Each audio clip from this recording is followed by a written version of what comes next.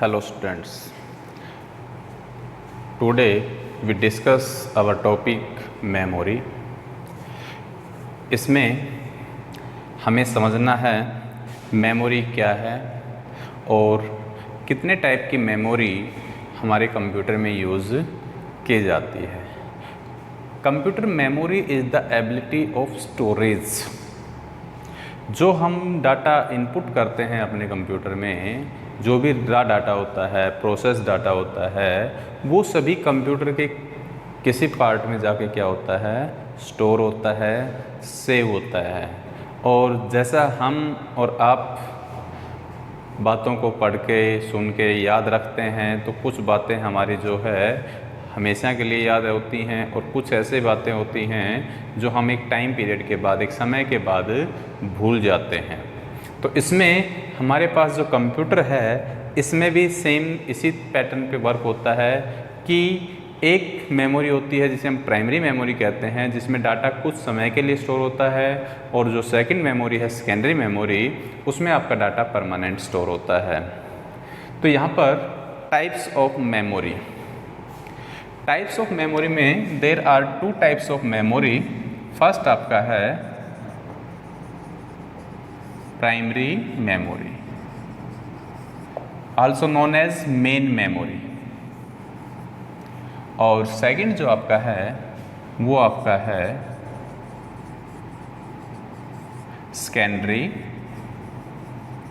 Memory. Primary memory और main memory is the volatile. Volatile का meaning होता है कि जब तक आपका सिस्टम ऑन है तब तक आपका डाटा जो है सेव है, आप यूज कर सकते हैं, और जैसे ही आपका सिस्टम या कंप्यूटर ऑफ होता है तो ये डाटा लॉस हो जाता है, इरेज हो जाता है। This is the main memory और द प्राइमरी मेमोरी। और secondary memory is the permanent non volatile. इसमें जो डाटा है वो आपका परमानेंट होता है, इन फ्यूचर हम उसे कभी भी यूज़ कर सकते हैं। अब इसमें जो हमारी मेमोरी है प्राइमरी मेमोरी, उसके टाइप्स हैं। फर्स्ट आपका है रैम और सेकंड आपका है ROM. RAM stands for random access memory.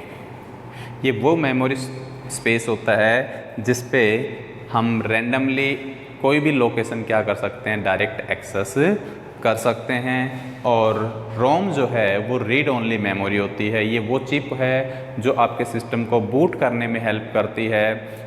इसमें जो प्रोग्रामिंग होती है, इसमें जो कोडिंग होती है, वो at the time of manufacturing इसमें स्टोर कर दी जाती हैं। उसके बाद हम सिर्फ इनको रीड कर सकते हैं, इसमें हम कोई चेंज नहीं कर सकते। इसमें हम चेंज कर सकते हैं। RAM works as a blackboard. RAM जो है ये वो वर्किंग एरिया होता है जिसमें एक्चुअल में आपका कंप्यूटर आपके डाटा को एक्सेस करता है, प्रोसेस करवाता है, स्टोर करता है। जैसे आपकी बुक में एक टॉपिक होता है, लेकिन उसको टीचर समझाता कहाँ है, बोर्ड पे। तो एक्चुअल जो वर्किंग स्पेस है वो आपका रैम है। और रैम में भी आपके टू टाइप्स हैं। एक आपका होता है डी रैम, डायनेमिक रैम, और एक आपका है S RAM, static RAM. Dynamic RAM जो है वो आपके टाइम टू टाइम रिफ्रेश होती रहती है। रिफ्रेशिंग रेट होती है इसके अंदर, जो एक टाइम इंटरवल के बाद में आपके प्रोसेसर को, आपके मेमोरी को क्या करता है, रिफ्रेश करता है। स्टैटिक रैम जो है ये आपकी वो चिप होती है जिसमें आपका डाटा कांस्टेंट रहता है। नेक्स्ट आपका है रोम, रीड ओनली मेमोरी। ये वो चिप है जो आपके सिस्टम को बायोस सेटिंग जो होती है, बायोस जो होता है वो इसी रोम चिप के अंदर होता है, जो आपके सिस्टम को स्टार्टअप करने में हेल्प करता है। इसमें भी सब टाइप्स हैं।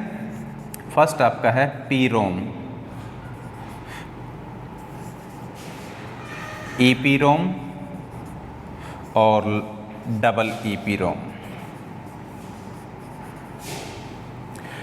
फर्स्ट इसमें है आपका P ROM, programmable read only memory. Programmable read only memory वो चिप है जो वर्क करती है as a ROM. First time जो प्रोग्रामर होता है, जो मैन्युफैक्चरर होता है, वो क्या करता है, इसके अंदर वो इंस्ट्रक्शन स्टोर करता है, और एक बार इंस्ट्रक्शन जब इसमें स्टोर हो जाती हैं, डाटा स्टोर हो जाता है, उसके बाद इसमें चेंज नहीं हो सकता है। This is the P ROM. इसी का सेकेंड टाइप है आपका ई पी रोम। ये आपका है erasable programmable read only memory. ये वो मेमोरी चिप होती है जो यूज़र अकॉर्डिंग टू रिक्वायरमेंट क्या कर सकता है, मॉडिफाई कर सकता है, चेंज कर सकता है प्रोग्रामर इसमें। लेकिन इसमें एक प्रोग्राम होता है EPROM बर्नर। उस प्रोग्राम की हेल्प से, उस सॉफ्टवेयर की हेल्प से हम क्या कर सकते हैं, इस चिप में चेंजेस कर सकते हैं। और नेक्स्ट आपका है डबल EPROM। डबल EPROM होता है electrically erasable programmable read only memory. इसमें और इसमें डिफरेंस ये है, ये भी इरेजेबल है, ये भी इरेजेबल है। इसको अगर आप इरेज करना चाहते हैं तो आपको आपके सिस्टम से रोम चिप को रिमूव करना होगा, हटाना होगा। जबकि ऑन द अदर हैंड क्या है आपका डबल EPROM, इसमें आप अल्ट्रावायलेट जो आपकी रेज होती हैं उनकी हेल्प से आपको अपने मदरबोर्ड से, आपके मदरबोर्ड से इस रोम चिप को रिमूव करने की ज़रूरत नहीं होती है। आप क्या कर सकते हैं, डायरेक्ट वहीं पे इसे चेंज या अपडेट कर सकते हैं। लेकिन ये काम कौन करता है, जो एक्सपर्ट या जो आपके इंजीनियर्स होते हैं वो करते हैं। कॉमन यूज़र इनमें चेंज नहीं कर सकते। नेक्स्ट सेकंड आपका है सेकेंडरी मेमोरी। अब यहाँ प्राइमरी मेमोरी और सेकेंडरी मेमोरी में एक और डिफरेंस है कि प्राइमरी मेमोरी की जो स्टोरेज कैपेसिटी है वो लिमिटेड में है। एक लिमिट होती है उसकी कि हम उतना ही डाटा स्टोर कर सकते हैं। जैसे आपने देखा होगा 4 GB 2 GB आप मोबाइल परचेज करते हैं, उसमें हम रैम देखते हैं कितनी रैम है, 4 GB है, 6 GB है। आप लैपटॉप परचेज करते हैं, उसमें देखते हैं 4 GB है, 3 GB है, 6 GB है। तो ये सब क्या है आपकी प्राइमरी मेमोरी। और सेकेंडरी मेमोरी, इसमें देखते हैं आप 64, आपके मोबाइल्स की बात करते हैं तो 64 है, 128 GB 32 GB आपकी जो है इंटरनल स्टोरेज इसके अंदर अवेलेबल होती है। अगर हम पेन ड्राइव, CD और DVD की इनकी बात करते हैं तो इनकी स्टोरेज कैपेसिटी क्या होती है, ज़्यादा होती है, जिसमें हम लार्ज अमाउंट ऑफ डाटा क्या कर सकते हैं, स्टोर कर सकते हैं। हार्ड डिस्क तो आपकी TB वगैरह तक भी आती हैं। तो इसमें फर्स्ट आपका है CD, DVD,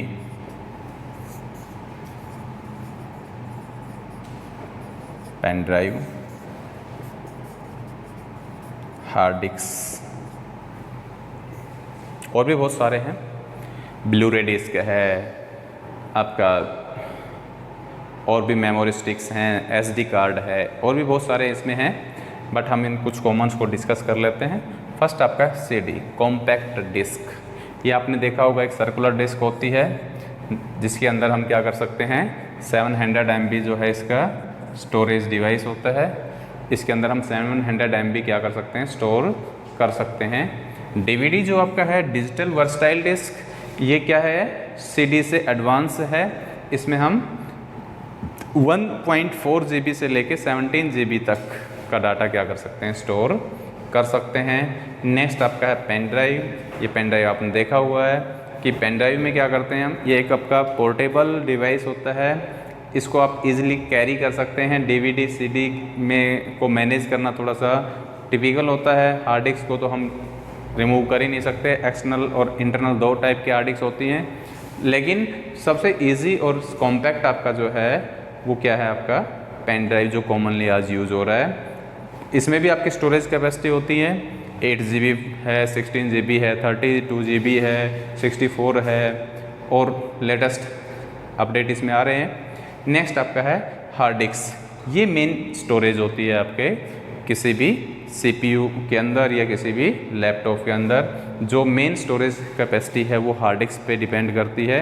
इसमें हम क्या कर सकते हैं, large amount of data store कर सकते हैं और उसे हम फ्यूचर में रिकॉल भी कर सकते हैं। तो ये कुछ टॉपिक्स थे आपके मेमोरी। इसके बाद अब हम इसमें मेजरमेंट यूनिट ऑफ मेमोरी। हम मेमोरी को मेज़र कैसे करते हैं कि उसकी स्टोरेज कैपेसिटी या क्या है। मान लीजिए आप कहते हैं 1 MB, 4 GB, 8 GB, तो क्या है ये मेजरमेंट। इसको समझने के लिए हमें इस टेबल को समझना होगा। इसमें जो भी हम कंप्यूटर में क्या करते हैं, वैल्यू इनपुट करते हैं, वो इन द फॉर्म ऑफ 0 और 1, या तो 0 होगा या 1 होगा, which is known as bit. अगर ये सिंगल यूनिट है तो ये क्या कहलाती है, आपकी बिट कहलाती है। और 4 बिट्स का अगर कोई कम्बिनेशन है, फॉर एग्जांपल 1 0 1 0, ये बाइनरी नंबर जो होते हैं, इनका अगर कोई कम्बिनेशन है then it is known as 1 nibble. और अगर ये 4 बिट्स हैं इसी तरह से, देन ये 8 बिट का अगर कम्बिनेशन है, this is known as bite.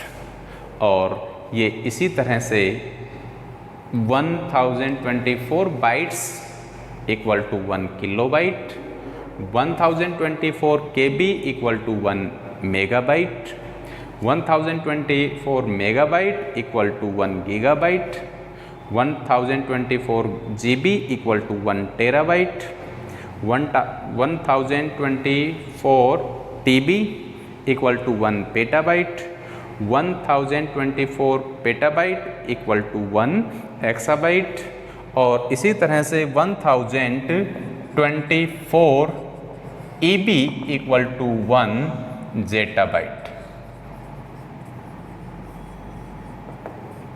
This is the memory measurement units which are used in our computers.